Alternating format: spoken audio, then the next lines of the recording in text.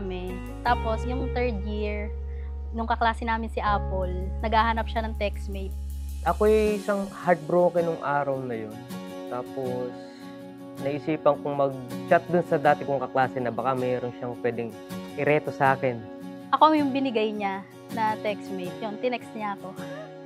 Tapos yun, binigay yung number niya, kakilala. First meet namin sa simbahan ng St. Polycarp. April 25, 2012 pa yun. Doon kami nagkakilala. Nag-umpisa na yun.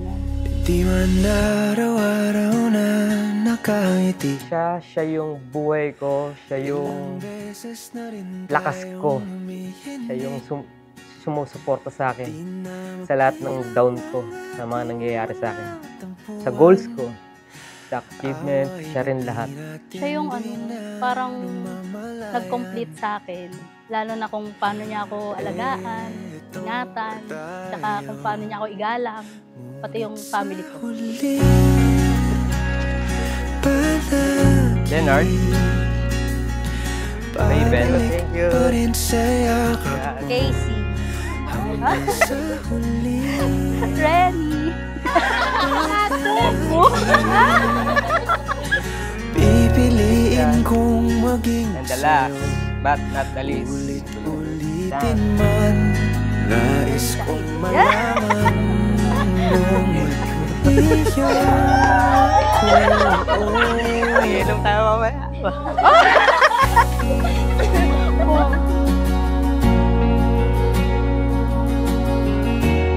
Be, pangako ko sa'yo, habang buhay kitang mamahalin at aalagaan, ikaw yung pinakamagandang biyaya na ibinigay sa akin, Panginoon.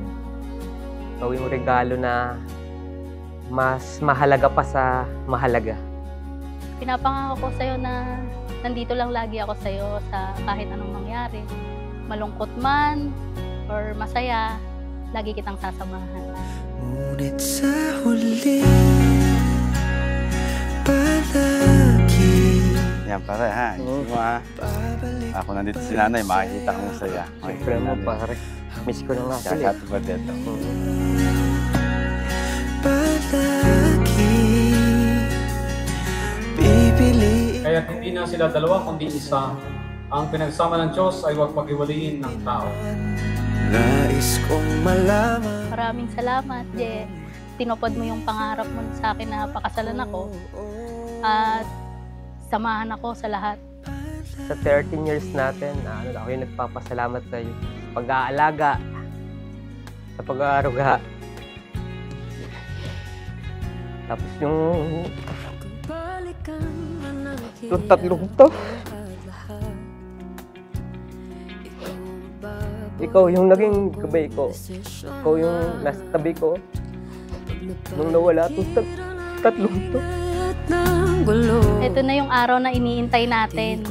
Matagal na nating pinapangarap na maging iisa tayo ulit. At iharap mo ako sa simbahan. Maraming salamat. Sa huli, palagi babalik pa rin sa yakap mo. Hanggang sa huli, palagi pipiliin kong maging sa'yo.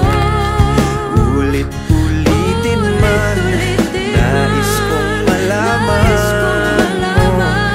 iyo ako.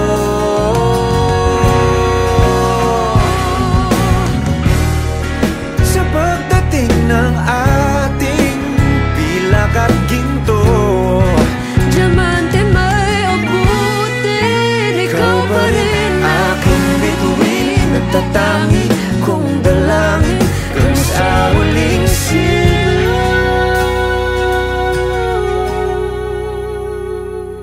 Tayo lang. Ikaw lang, walang iba. Ngayon, will last forever because I love you so much. At wala na akong hihilingin na higit pa sa iyo. I love you every day. Ikaw ang aking lakas at inspirasyon. At wala na akong ibang hangad kundi maging successful tayo na magkasama. Thank you so much, baby ko. Naalala ko pa, year 2014, sabi mo sa akin, 2025 pa kita papakasalan. And yun na nga ang ginawa ni Lord sa atin. John, this is your moment. You may now kiss your wife.